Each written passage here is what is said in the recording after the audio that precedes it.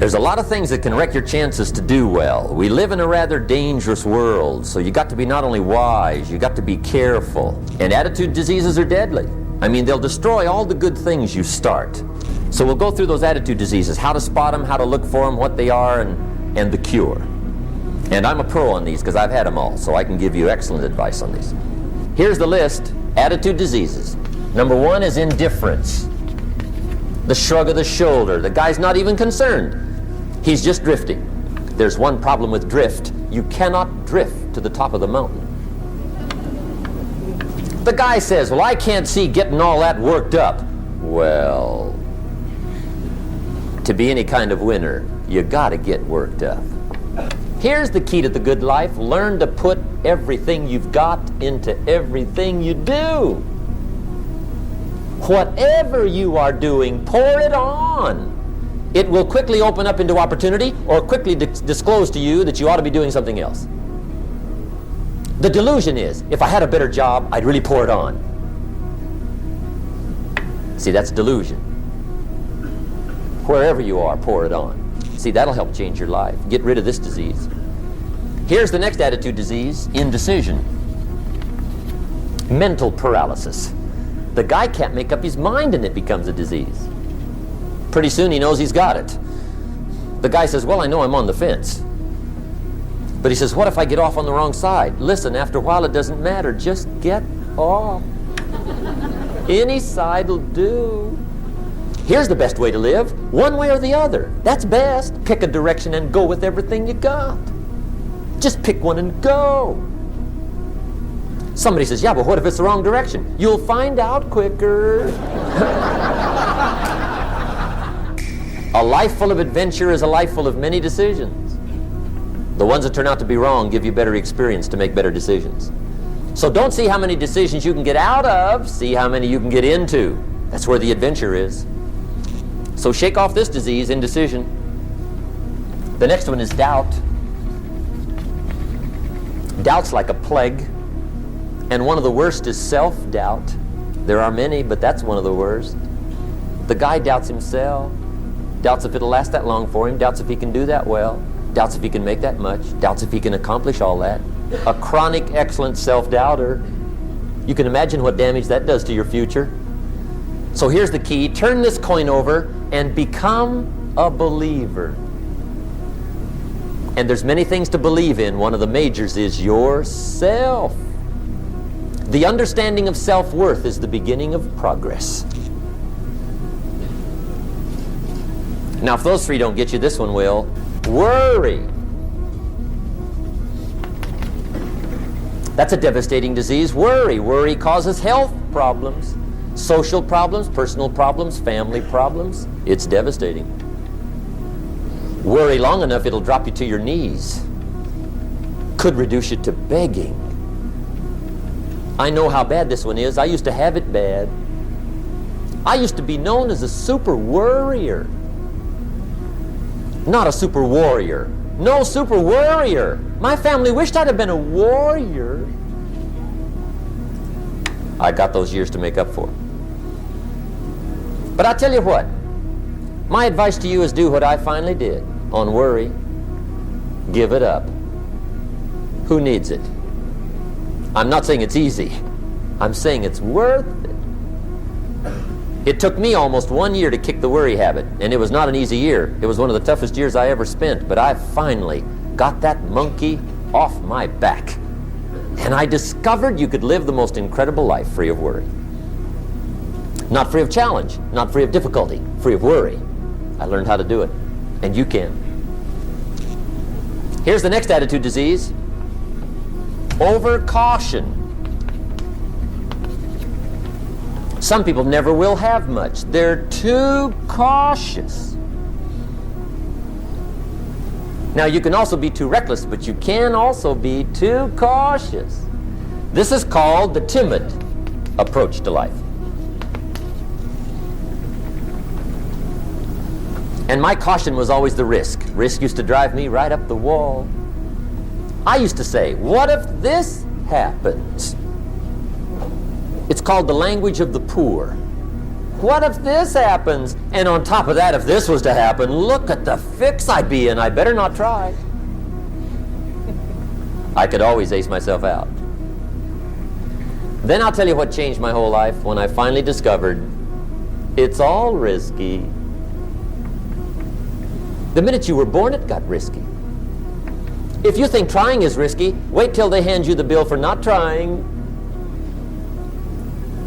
If you think investing is risky, wait till you get the tab for not investing. See, it's all risky. Getting married is risky. Having children is risky. Going into business is risky. Investing your money is risky. It's all risky.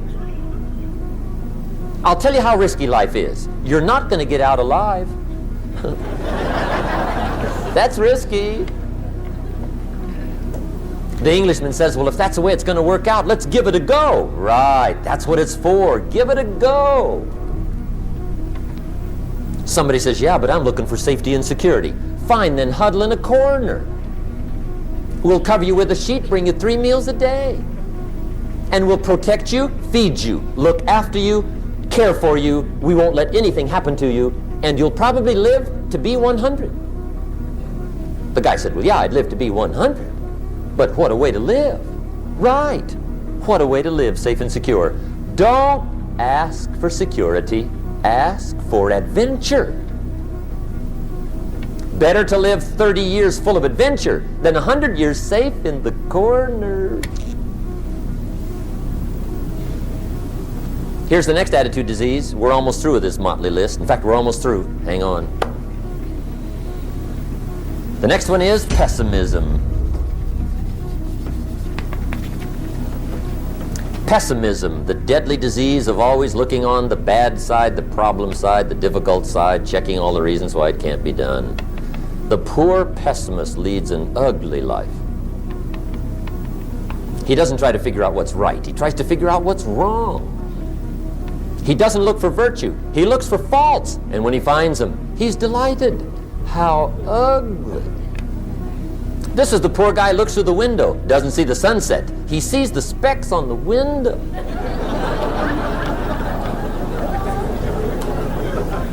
And this is the poor guy, right, who rushes up, takes such leave of his senses. This guy rushes up and he says, I've got 5 good reasons why it won't work. He's so dumb he doesn't know all he needs 1. He's got 5.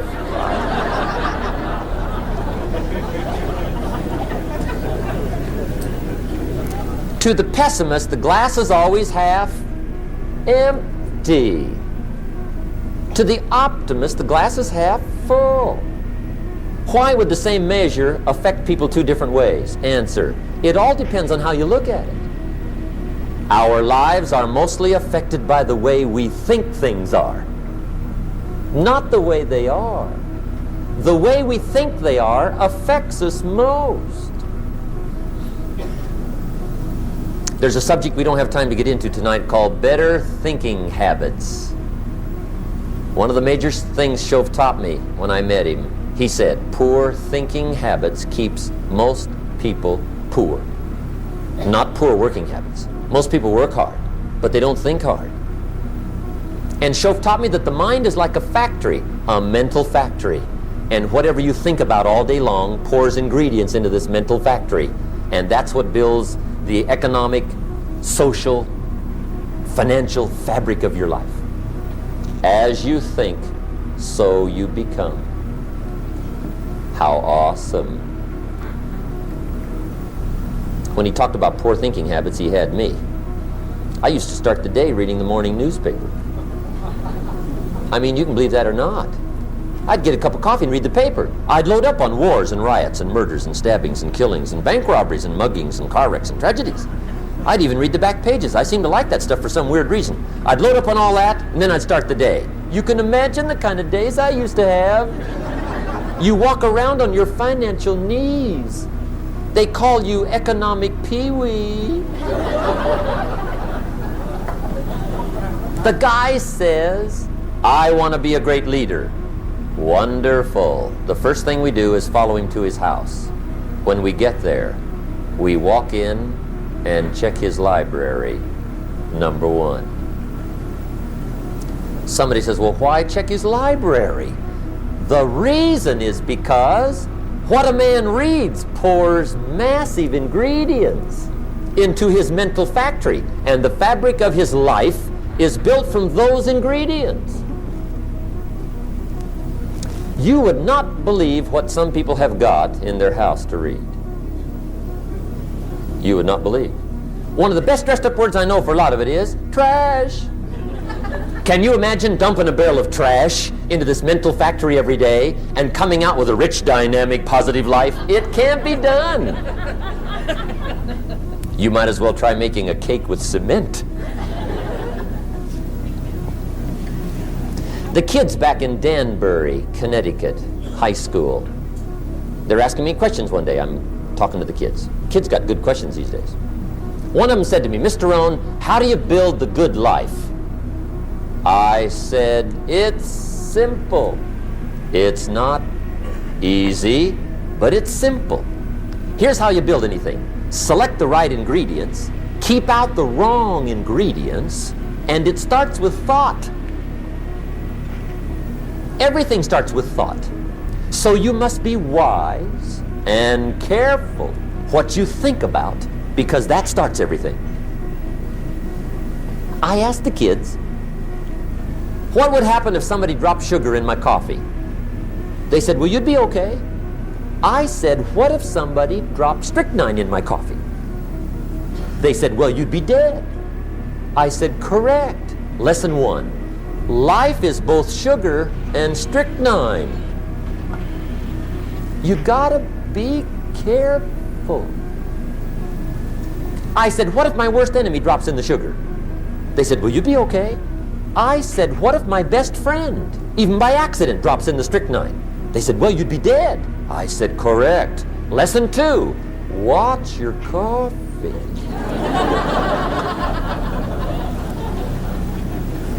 You got to be careful. See, it doesn't matter who hands you the bad stuff.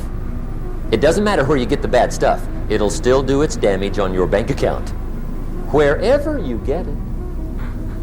Mr. Schoaf gave me one of the greatest phrases when I first met him, when he said, Jim, every day stand guard at the door of your mind.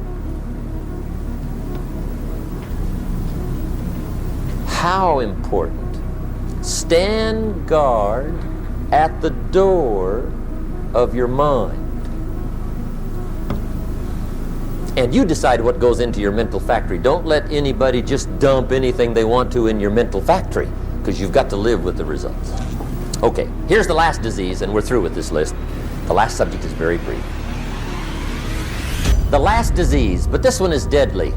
Engage in this one, indulge in it even slightly, and you might as well forget the future, because it's going to forget you. Complaining,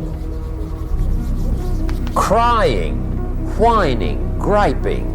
A Bible word called murmuring. See, that'll ace your future. Spend 5 minutes complaining, and you have wasted 5. And you may have begun what's known as economic cancer of the bone. Surely they will soon haul you off into a financial desert and there let you choke on the dust of your own regret. I hope I said that well, so you won't forget. It's a deadly disease. Just be on the lookout of the things that can destroy all the good you start. The war is on. And this evening, tomorrow, mentally, personally, socially, economically, you got to make sure you're winning the war. And this is part of it.